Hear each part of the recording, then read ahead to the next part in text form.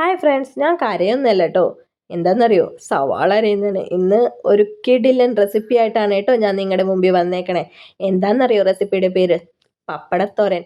അതെ, നിങ്ങൾക്ക് ഉറപ്പായിട്ടും ഇഷ്ടപ്പെടുന്ന ഒരു തോരനാണിത്. എനിക്ക് 100% ഷുവറാണ്. എന്ന് വെച്ചാൽ അടിപൊളി ടേസ്റ്റ് ആയിരുന്നു കേട്ടോ ഇതിന്.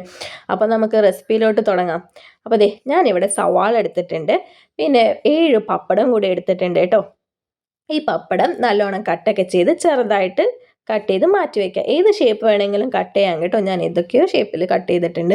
ഇനി നമുക്ക് ചീനച്ചട്ടി ചൂടാക്കാൻ അടുപ്പിലോട്ട് വെച്ച് ചൂടായി വരുമ്പോൾ അതിലോട്ട് കുറച്ച് എണ്ണ ഒഴിച്ച് എണ്ണ ചൂടായി വരുമ്പോൾ നമ്മുടെ പപ്പടം ഇതിലോട്ടിട്ട് നല്ലോണം വറുത്ത് കോരി മാറ്റി വയ്ക്കാം. ഇനി ഈ ചീനച്ചട്ടിയിൽ തന്നെ കുറച്ച് എണ്ണ മാറ്റി വെച്ചിട്ട് ഇതിലോട്ട് സവാള ഇടാം. നല്ലോണം തിന്നായിട്ട് അരയണം കേട്ടോ സവാള. അതൊക്കെ ഇട്ട് ഇതിലോട്ട് 4 വറ്റൽമുളകും കൂടി ഇട്ട് ആവശ്യത്തിന് ഉപ്പിട്ടാൽ മതി. എന്ന് വെച്ചാൽ പപ്പടത്തിന് ഉപ്പുണ്ടാവേ. ഉപ്പും ഇട്ട് ബ്രൗണിഷ് കളറായി വരുമ്പോൾ തന്നെ ഇതിലോട്ട് കുറച്ച് കറിവേപ്പിലയും കൂടി ഇട്ട് കോരി മാറ്റി വെക്കാം.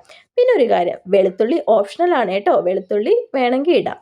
അത് കഴിഞ്ഞിട്ട് പാൻ ചൂടാക്കാനായിട്ട് അടുപ്പിലോട്ട് വെച്ചിട്ട് നമുക്കിതിലോട്ട് കുറച്ച് എണ്ണയും കൂടി ഇട്ട് ഒരു 3 ടീസ്പൂൺ കാശ്മീരി മുളക് പൊടിയും 1 ടീസ്പൂൺ മഞ്ഞൾപ്പൊടിയും കൂടി ഇട്ട് നല്ലോണം ഇളക്കി പച്ചമണം മാറണ വരെ ഇളക്കി കൊടുത്തിട്ട് ഇതിലോട്ട് സവാള ഇടാം.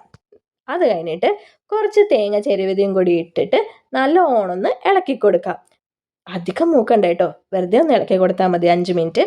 അത് കഴിഞ്ഞിട്ട് നമ്മുടെ പപ്പടം ഇല്ലേ, മെയിൻ ഇൻഗ്രീഡിയൻറ്റ്, അതും ഇതിലോട്ടിട്ട് നല്ലോണം ഇളക്കണം കേട്ടോ. എനിക്ക് കുറച്ച് ഉപ്പ് കുറവുണ്ടായിരുന്നു, അതുകൊണ്ട് കുറച്ച് ഉപ്പും കൂടി ഇട്ട് കേട്ടോ.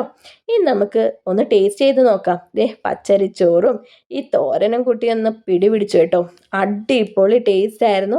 നിങ്ങൾക്ക് ഉറപ്പായിട്ട് ഇഷ്ടപ്പെടും. ഒരു 20 മിനിറ്റ് ഉണ്ടെങ്കിൽ ഇത് വേഗം തന്നെ നമുക്ക് ഉണ്ടാക്കാൻ പറ്റും. അപ്പോൾ എല്ലാവരും ഒന്ന് ട്രൈ ചെയ്യണേ.